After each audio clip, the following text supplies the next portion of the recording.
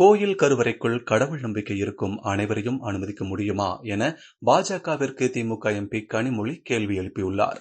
கோயிலின் கர்ப்பகிரகத்திலே சென்று பூஜையிடுவதற்கு அத்தனை பேர் வேற யாரையும் நீங்க விட வேண்டாம்.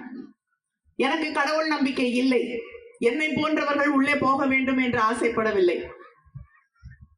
தோழர் திருமுருகன் காந்தி அவர்களை போன்றவர்கள் உள்ளே போக வேண்டும் என்று ஆசைப்படவில்லை.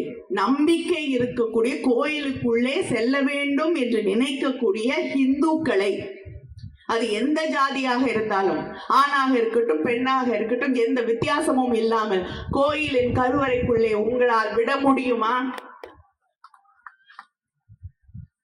அதை ஏற்றுக்கொள்ளக்கூடிய அந்த மனநிலை உங்களுக்கு இருக்கிறதா? பட்ஜெட்ல தமிழ்நாடுன்னு பேர் வந்துதா?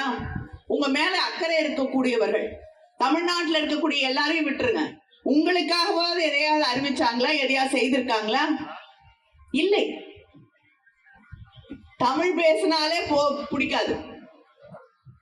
தமிழ்நாடு என்றாலே அவங்களுக்கு இடம் இல்லை. தர வேண்டிய நிவாரண தொகையை கூட தர மறுக்கக்கூடிய ஒரு ஆட்சி தான் அங்கே நின்று கொண்டிருக்கக்கூடிய, அங்கே ஒன்றியத்தில் இருக்கக்கூடிய பிஜேபி ஆட்சி. இதை நாம் உணர்ந்து கொள்ள வேண்டும். அதனால்தான் ஒடுக்கப்பட்ட மக்களுக்கோ தமிழ் பேசக்கூடிய மக்களுக்கோ இந்த நாட்டிலே இருக்கக்கூடிய சாதாரண சாமானிய மக்களுக்கோ எந்த உதவியும் செய்யாத ஒரு ஆட்சி தான் அங்கே இருக்கக்கூடிய பிஜேபி மோடி அவர்களுடைய ஆட்சி.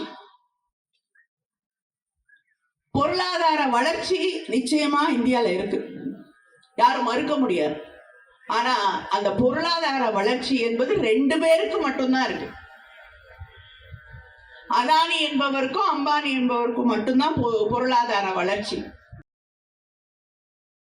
செய்திகளை உள்ளது உள்ளபடி தெரிந்து கொள்ள ரெஃப்ளெக்ட் நியூஸை சப்ஸ்கிரைப் பண்ணுங்க.